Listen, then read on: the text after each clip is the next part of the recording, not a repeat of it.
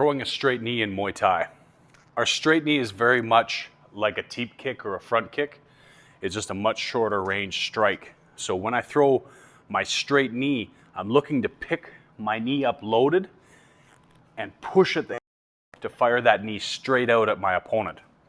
So if I'm here, I'm trying to pick that up and push it out. Now a straight knee without any kind of opposing pressure isn't very powerful unless it's very well timed or trained. So for example, if someone's coming at me and I meet them at the same time by throwing my straight knee, that can provide a lot of dual power, dual potential power. As they're backing up, it's very difficult to use that without a lot of training to get the snap and the pressure out of it. If I clinched, single arm clinch or double arm clinch to fire that straight knee, that would be the most powerful way to throw that strike. So a straight knee, I pick the knee up, I push it out and pivot and rotate on my supporting leg from here, from the side.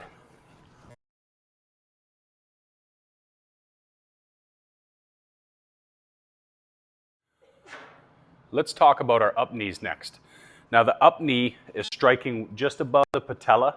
The up knee is usually used to strike into the folded over opponent's abdomen. So if I could get someone bent over, that knee's not hitting out anymore, rather it's hitting up. So I'm striking a surface like this. It could also go to the head if I'm able to fold my opponent down and strike right from there. Sometimes used in self-defense to strike to the groin as well. So an up knee is just as it sounds. It comes straight up. That's how you throw an up knee. The side or diagonal knee. So the side or the diagonal knee could come at any height. It's good to practice at a height that stretches your hips and forces them to work. So a good side or diagonal knee comes up and hits in. Now you can point your toes or you can leave your foot flat. Just don't hit flush like this with your ankle, calf, and knee at the same time. So if I'm here, then I'm protruding the knee from that line a little bit further. So I hit and turn in, picking that knee up, hit, and that's our side or diagonal knee. How to throw a flying knee. From my fighting stance, I want to choose whether I'm throwing my lead or my power side. I'll demonstrate power side first, so my right leg.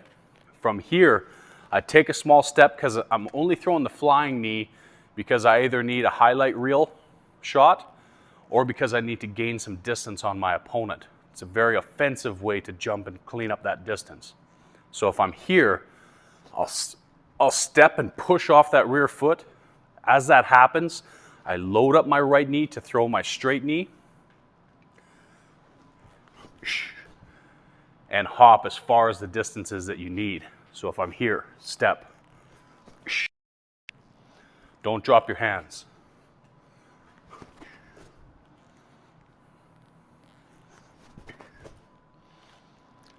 Now to throw my lead, simply I could step and fire it the same way as I did with my power side.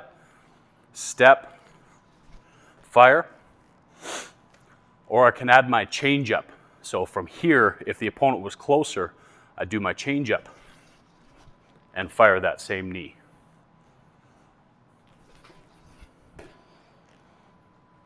That's a flying knee.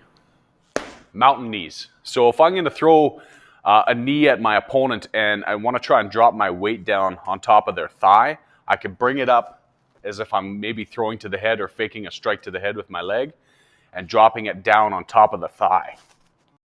It's a lot of pivot and a lot of turnout. It's a very exaggerated maneuver, but nonetheless an important angle to learn and to train your hip in.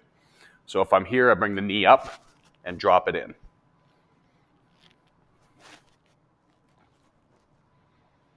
And that's our mountain knee. A change-up jab is a really good way to land our jab as our straight punch. Also the change-up cross, I'll show them both to you.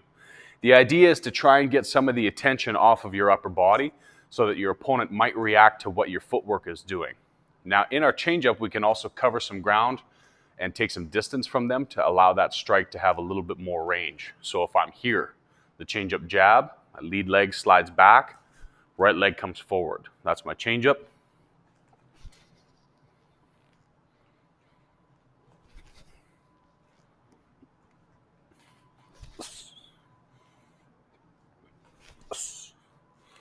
Changeup cross.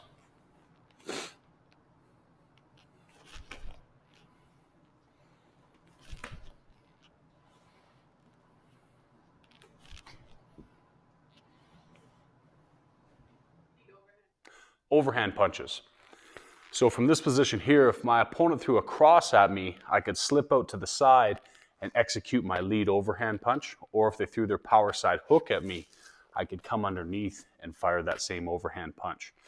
So the overhand punch, if my opponent is shelled up, I'm looking at trying to get onto the cheekbone with my punches and trying to strike almost down at a 45-degree angle. So really picking that elbow up and hitting down with my knuckles.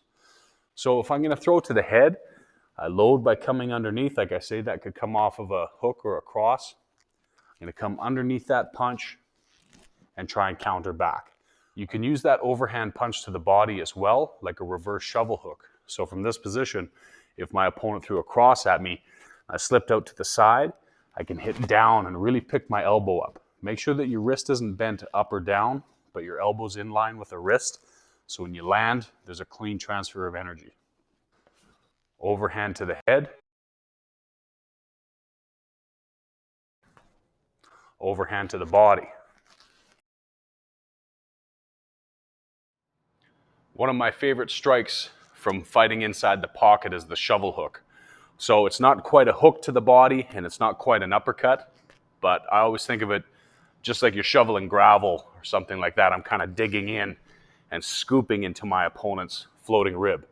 So you want to be careful to not strike the hip, and where his elbow would be usually on the rib cage, we need to wait for that opening of that floating rib to try and fire in there. So a great time to do this is if, say, my opponent throws a cross and I'm able to slip to the outside and his whole side is exposed. If I could hit perfectly every time, I'd want to try and dig in just under the ribs in that floating rib. Good shovel hook.